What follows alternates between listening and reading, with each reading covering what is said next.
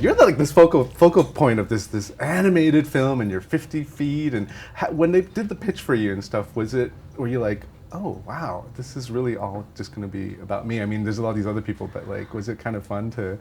You know, I think it was actually an evolution. When I first got pitched the film, the movie wasn't about Susan or Ginormica. It was about another character who isn't even in the movie anymore. So it was this evolution where the more they wrote about her story, the more they really liked her story. So it was kind of news to me that they decided to put her at the center of the film.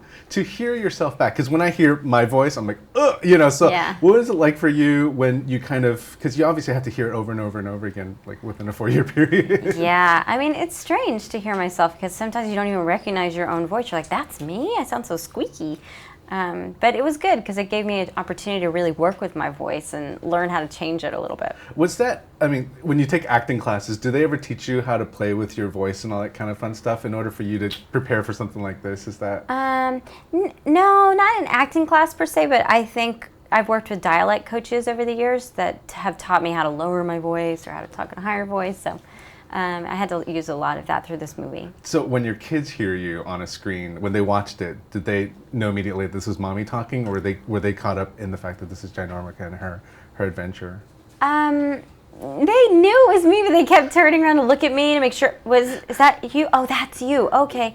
Then it's funny, you know, I think it's hard for them to imagine their mom in any other scenario than just being their mom, but I think they were really excited that I was a superhero. Did they kind of leave the screening with, I mean, did your daughter, like, did she kind of pick up some interesting pointers about what it's like? I don't know, what did she get out of the film? Yeah, well, I asked my kids what they thought the movie was about, and my daughter, who's 9, said, I think it's about never underestimating yourself and believing in yourself. And I was like, okay, and I think that's good. And I said, Deacon, what did you think? And he's 5 years old, and he said, I think it's about when octopus aliens come to your planet, you have to kill them. That's awesome. Yeah.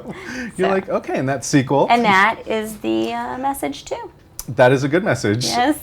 So do you have the kind of voiceover bug now? Is this something that you're kind of, you know, is it a great gig to kind of step into and show up in your... Well, it's great, you know. It's great to be able to stay in Los Angeles and be around my children and while we do the recording, and that's awesome, you know. That's the greatest job in the world. And also, I get to work with such funny people. It's so great to go to work every day and laugh. I'm so lucky.